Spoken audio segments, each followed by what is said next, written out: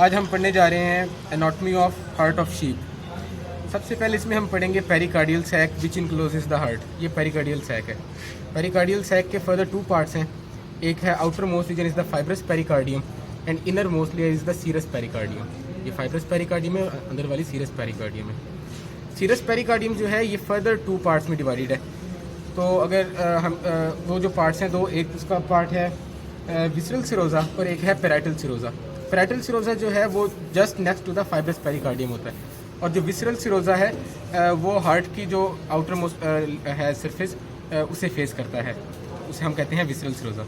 सबसे पहले fibrous pericardium, फिर इसकी है सीरस पेरिकार्डियम। सीरस पेरिकार्डियम के दो पार्ट्स हैं, parietal serosa which is present just next to the fibrous pericardium and the part of the serous pericardium that faces the heart is called visceral serosa. जो था pericardial sac उसे remove कर दिया है तो ये हमारे पास हार्ट आ गया। अब हम सबसे पहले इसके डिफरेंट पार्ट्स देख लेते हैं। हार्ट का एक बेस है, ये बेस ऑफ हार्ट है, और ये है apex of heart. Apex of heart is totally formed by the left ventricle. ये लेफ्ट वेंट्रिकल है, तो लेफ्ट वेंट्रिकल सिर्फ बनाती है एपेक्स, जबकि राइट वेंट्रिकल का कोई किरदार नहीं है एपेक्स बनाने में। ये राइट वेंट्रिकल यहाँ पर ख़त्म हो गई है, सिर्फ लेफ्ट वेंट्रिकल बनाती है apex of heart and base is present here which is present cranial on the cranial aspect of the body. इस जो है वहाँ पर जो बेस ऑफ हार्ट है वहाँ पर मुख्तलिफ कार्डियक वेसल्स हैं, जैसे कि आप देख सकते हैं वेसल्स। इन वेसल्स में मैं आपको बताता चलूँ तो ये है पल्मोनरी ट्रंक, फिर ये हमारे पास है एओर्टा, और ये है हमारे पास ब्रेकियोसेफेलिक ट्रंक। बाकी आपको बात बताते हैं। इसकी सरफेस है, एक ये सरफेस है और एक ये सरफेस है इस हार्ट की। तो इस सरफेस को हम कहते हैं ऑरिकुलर सरफेस। ऑरिकुलर सरफेस इसे इसलिए कहा जाता है क्योंकि इसमें ऑरिकुलर कॉर्डिस हैं। ये ऑरिकुलर कॉर्डिस, ये दो ऑरिकुलर कॉर्डिस असल में एक्सटेंशन ऑफ ऑरिकल्स ही होती है जो कि ऑरिकल्स को कवर करती है। तो ये है हमारे पास राइट ऑरिकुलर कॉर्डिस जो कि राइट ऑरिकल को कवर कर रही है, और ये है लेफ्ट ऑरिकुलर कॉर्डिस। अगर इसकी बैक साइड पे हम जाएं तो इस सरफेस को हम कहते हैं atrial surface due to the presence of atria. ये एट्रिया है। तो एट्रिया असल में प्रेजेंट दोनों साइड पे हैं, on both on the auricular atrial surface and auricular surface.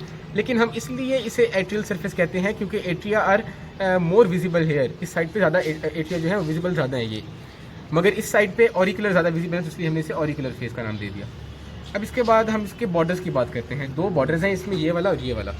इस बॉर्डर को हम कहते हैं क्रेनियल बॉर्डर, और इसको कहते हैं कॉडल बॉर्डर। क्रेनियल बॉर्डर जो कि कॉन्वेक्स है, ये देखें क्रेनियल बॉर्डर कॉन्वेक्स है, और जो कॉडल बॉर्डर है वो स्ट्रेट है। तो कॉडल बॉर्डर इस तरह। अब जो कॉडल बॉर्डर है वो टोटल जो एपेक्स है वो is formed by caudal border reaches up to the apex of the heart, और ये कॉडल बॉर्डर जो है लेफ्ट वेंट्रिकल को बना रहा है। अब इसके बाद हम बात करते हैं इसके पार्ट्स की। तो ये इसकी राइट वेंट्रिकल है और ये इसकी लेफ्ट वेंट्रिकल है। सिमिलरली यहाँ इस साइड पे अगर हम आएँ तो ये भी इसकी राइट वेंट्रिकल और ये लेफ्ट वेंट्रिकल। अब हार्ट के अंदर आपको ये कुछ ग्रूव्स नज़र आ रहे होंगे, जैसा ये ग्रूव है, इसके बाद ये वाला ग्रूव है। तो इन ग्रूव्स के मुख्तलिफ नाम हैं। जो groove right surface of heart पे प्रेजेंट है, मतलब ऑरिकुलर फेस पे जो ग्रूव प्रेजेंट है, उसे हम कहते हैं पैराकोनल इंटरवेंट्रिकुलर ग्रूव। ये है हमारे पास पैराकोनल इंटरवेंट्रिकुलर ग्रूव, ये वाली। अगर हम एट्रियल सरफेस पे आ जाएं या लेफ्ट साइड ऑफ हार्ट पे आ जाएं तो वहाँ पर ये ग्रूव है, इसे हम कहते हैं सबसिनोसल इंटरवेंट्रिकुलर ग्रूव, क्योंकि दो वेंट्रिकल्स के दरमियान है ये ग्रूव। दो वेंट्रिकल्स को, राइट और लेफ्ट वेंट्रिकल को आपस में ये एक दूसरे से सेपरेट कर रही है, इसलिए इंटरवेंट्रिकुलर ग्रूव और उसका नाम है सबसिनोसल इंटरवेंट्रिकुलर ग्रूव। अब सब एक और यहाँ पे पॉइंट नोट करने वाला है कि सबसिनोसल इंटरवेंट्रिकुलर ग्रूव जो है वो एपेक्स तक तकरीबन जा रही है ये, मगर जो है पैराकोनल इंटरवेंट्रिकुलर ग्रूव वो एपेक्स तक नहीं जाती बल्कि यहीं से वो मुड़ रही है। ये एक डिस्टिंक्शन पॉइंट है। अब इसके बाद एक होती है कोरोनरी ग्रूव जो कि सेपरेट करती है both atria from both ventricles. तो between the ventricle and atria third groove हमारे पास होती है जिसे हम कहते हैं कोरोनरी ग्रूव, और वो इस ये यहाँ पर है। ये कोरोनरी ग्रूव हमारे पास, ये अगर आप देख सकें इसे, ये है हमारे पास कोरोनरी ग्रूव, ये वाली। This one is coronary groove, paraconal interventricular groove, subsinuosal interventricular groove, और फोर्थ ग्रूव हमारे पास होती है on the caudal border of heart, उसे हम कहते हैं लॉन्गिट्यूड। हमारे पास थी intermediate groove which is present on the caudal border of heart. अब हमने जो था इसका राइट पोर्शन क्रेनियल जो थी इसकी क्रेनियल बॉर्डर वाला, उसे हमने डायसेक्ट किया है, तो उसमें से ये स्ट्रक्चर्स नज़र आ रहे हैं। अब ये देखें, ये जो है ना कॉर्ड्स, इन्हें हम कहते हैं कॉर्डी टेंडिनी। ये कॉर्डी टेंडिनी है, ये कॉर्ड्स फाइब्रस कॉर्ड्स हैं जो कि जोड़ती हैं राइट वेंट्रिकल को इंटर वेंट्रिकुलर सेप्टम के साथ। ये जो थिक मसल है, थिक मसल का बैंड है, ये नज़र आ रहा होगा आपको, ये है इंटर वेंट्रिकुलर सेप्टम। और जो है ये फाइब्रस कॉर्ड्स, इन्हें हम कहते हैं chordae tendineae that connect inter ventricular septum to the right ventricle, और बोथ दोनों वेंट्रिकल्स में ये प्रेजेंट होती हैं। अब मजीद से हमने काटा है तो ये है इसके वही कॉर्डी टेंडिनी, ये फाइब्रस कॉर्ड यहाँ पे ज़्यादा है विजिबल है, क्लियरली विजिबल। अब हम दिखाते हैं ट्राइकस्पिड वॉल्व्स। यहाँ पर था एट्रिया और ये था वेंट्रिकल। तो between atria and ventricle on the right side of heart, मतलब राइट एट्रियम और राइट वेंट्रिकल के दरमियान ट्राइकस्पिड वॉल्व होती है। तो ट्राइकस्पिड का मतलब ये है कि उसमें थ्री कस्प्स होते हैं जो कि फाइब्रस टिश्यू से बने होते हैं। तो ये एक कस्प है, ये दूसरा फाइब्रस कस्प है अगर आप देख पाएँ तो, और इसी तरह यहाँ पर ये तीसरा कस्प है। तो इनके नेम्स जो हैं इन कस्प, जी ये देखो, ये जो कस्प नज़र आ रहा है जो कि इंटरवेंट्रिकुलर सेप्टम के साथ है, इसे हम कहते हैं सेप्टल कस्प। ये है एंगुलर कस्प, और ये वाला कस्प जो थर्ड कस्प है ये है पेराइटल कस्प। अब होता क्या है कि जब ब्लड आ गया एट्रियम से वेंट्रिकल के अंदर, तो उस ब्लड की वापस बैक फ्लो को प्रिवेंट करने के लिए ये कस्प जो है इस तरह मतलब ये तीन कस्प मिलकर इस ओपनिंग को क्लोज कर देंगे। कि इस तरह ये दो कस्प और ये तीसरा कस्प यूं मिलके से क्लोज कर देंगे।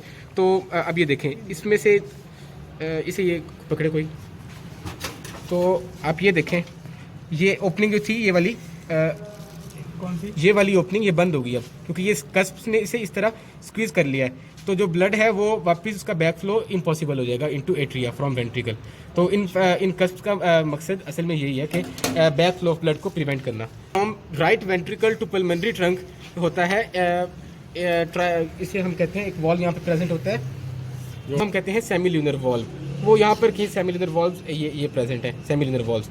इनका भी यही है फंक्शन के बैक फ्लो ऑफ ब्लड को रोकना इनटू द राइट वेंट्रिकल। अब इसमें एक और स्ट्रक्चर है, मैं बताना भूल गया हूँ, between the pulmonary trunk and aorta एक होता है लिगामेंट। ये देखें, ये जुड़े हुए हैं आपस में, दोनों ये दोनों जुड़े हुए हैं आपस में। तो ये लिगामेंट के थ्रू जुड़े हुए हैं, इस लिगामेंट को हम कहते हैं between pulmonary trunk and aorta, ये जिसने से जोड़ रखा है। अब तक हमने पढ़ लिया कि बिटवीन एट्रिया एंड वेंट्रिकल है tricuspid valve, between right atrium and right ventricle tricuspid valve है।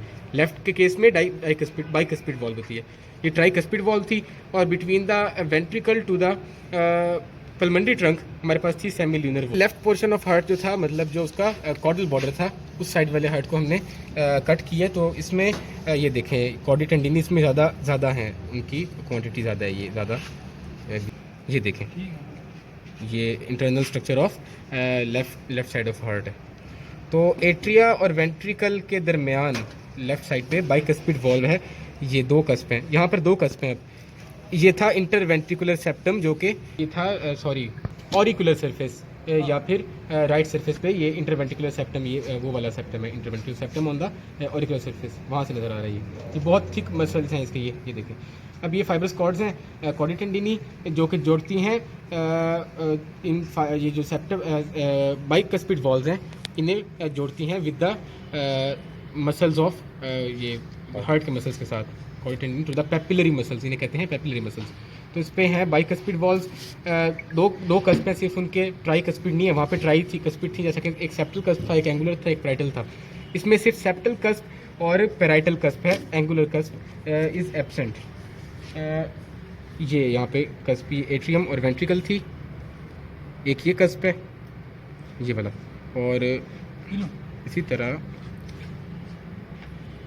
एक ये cusp and second one is ये।